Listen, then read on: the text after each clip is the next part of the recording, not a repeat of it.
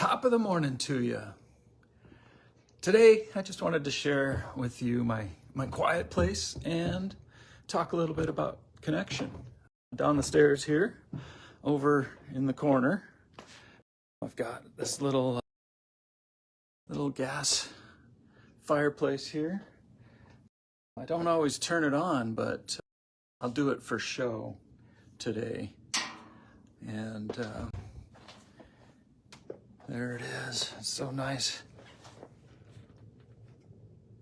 Blows out some heat and makes the day nice. A little backlight there. Right here where I'm sitting, I've got, let's see if we can get this coordinated here. I've got my chair. This isn't just any old chair. This chair has some mileage to go along with it. It's covered with a blanket now just to preserve it and keep it living on into infamy, because this chair is the chair that my mother used to rock me in when I was just forming in her womb, and it's been passed on to me, and I treasure it and just love this quiet space here when the kids are off at school by the fire. This is where I read my scriptures most days, definitely in the winter. In the summer, I like to get out on the patio out there in the sunlight and when it's good. The other thing that's on this chair is this pillow. It's got a cross stitch that is completely white.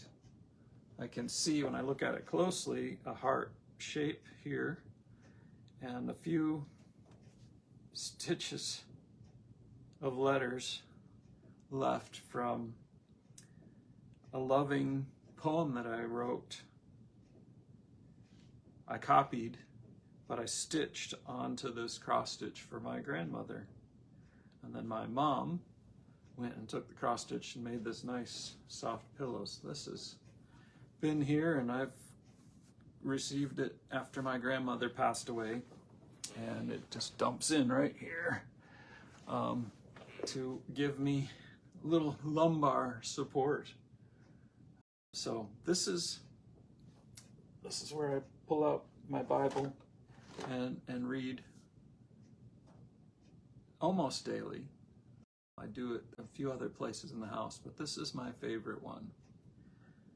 Secondly, just growing the coaching business and the coaching practice, I've been talking to friends that I haven't talked to in a while. And one of the guys I talked to was Scott. I talked to Scott yesterday and his wife. And it's interesting, when I first met Scott, he was this powerful military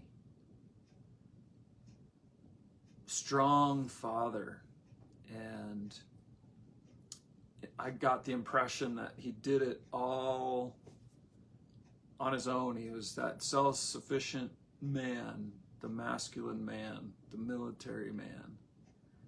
Every once in a while I would get these little peeks through that outer shell and understand the love and compassion and everything that he had inside of him. One of the times we were in a Bible study together, my wife and I, and him and his wife, and I think it was the Alpha Project, which is a great church project for newcomers to the church. We weren't newcomers, but we wanted to see what was there so that we would be in a good place to invite other people. And we were blessed to be, they're our next door neighbors, and we were blessed to be at a table with them, which is kind of funny because as next door neighbors, we got together a lot. But it wasn't until this Bible study that Scott really opened up about who he is. And as we were talking yesterday, he was I was sharing how I'm helping Christian men overcome stress and anxiety so they can be the man, husband, father, and leader God intended them to be. And how important it is to have that interaction with authenticity with real men, and not just be like a Bible study. Sometimes there's that Bible study, right? It's like, don't talk about anything but the Bible and maybe some superficial stories about life. And then there's the connect group, the share groups. And this group, this alpha group with him was the initial part. But as we talked yesterday on the phone, he's like, yeah, there's no sense in doing it alone. You can't do it alone. I don't remember what his exact words were, but it was like so different than the first impressions I had of the guy. But sometimes guys have that first impression, and that's what they are. I can do it on my own. I can take care of everything. I'm a real man, and all that. And I was raised with some of that. Raised to change your own oil, mow your own grass. You can do anything and everything, and you should. And I've been learning not to do that. And mostly I've been learning about connecting and how so much power through connection, whether it's one-on-one with a accountability partner, one-on-one with a coach, couple-on-one with accountability group, a mastermind group. I think a mastermind group is key. Or not that Bible study, but that share group Bible study, where you're sharing lives, you're sharing what's under the mask, what's under the facade. And I've been working to shoot down the facade for 15, 18 years. I spent the first 35 years of my life building a facade, building a mask of strength and amazingness and impression and fake, just fake. And as I came to my healing and my growth and my transformation, I'm just astounded at the peace and the comfort and the connection through community, through family, through church and work, and getting past that surface level, seeking what I want, helping people find what they want. It's so easy to say what you don't want.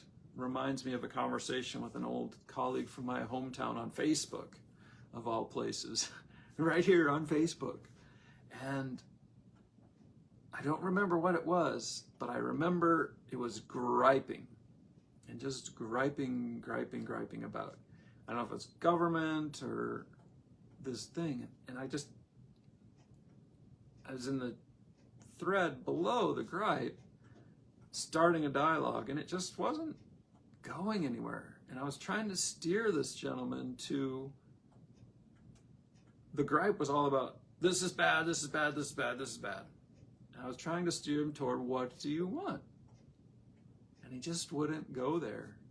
And that, I took it off of there because it wasn't beneficial to others at a certain point, and went to the DM chats.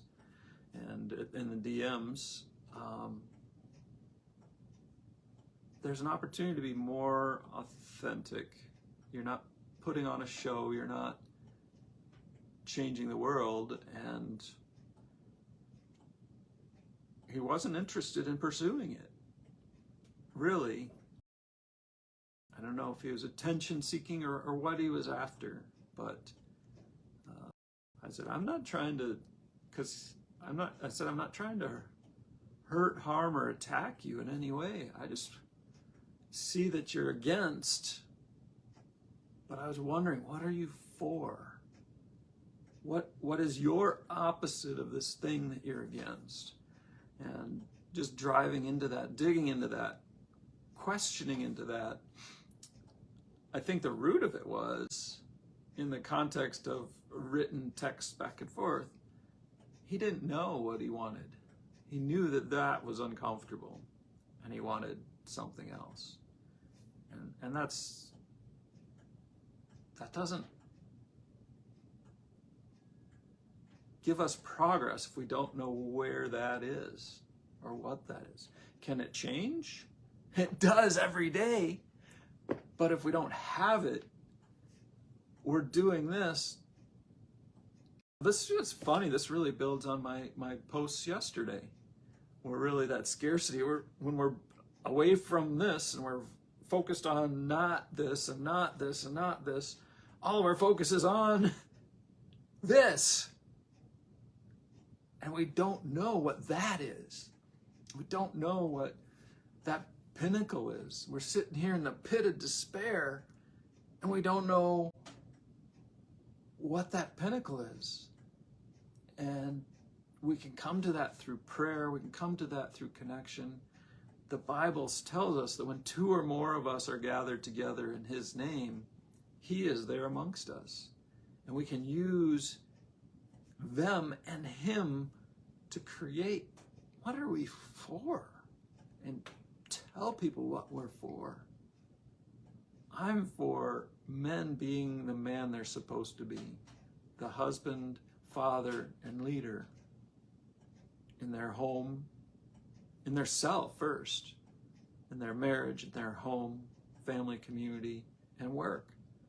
You don't have to be the owner, the boss, to be a leader. People see us as leaders when we act as leaders. Titles excluded, positions, roles, expectations excluded. Exceed those expectations. Whatever we do, do it as to the Lord, not as to men. So as we step into our vocation, whatever that vocation is, volunteering, getting paid, leading by title, leading by thing, we want to lead always. And sometimes leading is being that great follower, being that great supporter, and building that community. That's the kingdom come, is coming together and promoting each other, building each other up, finding out our for. If you don't know what you're for, what you want, or it's vague and messy, it might be time for us to visit and talk about what you're away from, what's your impetus, what do you feel like's missing, and what is your pinnacle, what is your destination. Because once we cross this line in the middle and we start going towards something, even when we're not there, we're focused on it, we're visualizing it, we are moving toward it. When we're over here and we look at the big picture, we're not away from that thing, our focus is on that thing we're trying to avoid, that thing we're trying to escape from. And when we get into it, we're like, I'm close to that thing, instead of I'm moving towards a positive thing. So a lot to say. I hope you can hear me. I'll have to listen to this. The fan just turned on the fire, and we'll decide if this is going to be a place where I can visit with you as you pursue being the man, husband, father, and leader God intended you to be. Hey, I appreciate you, and congratulations on wherever you're at. Continue to become more. You be blessed.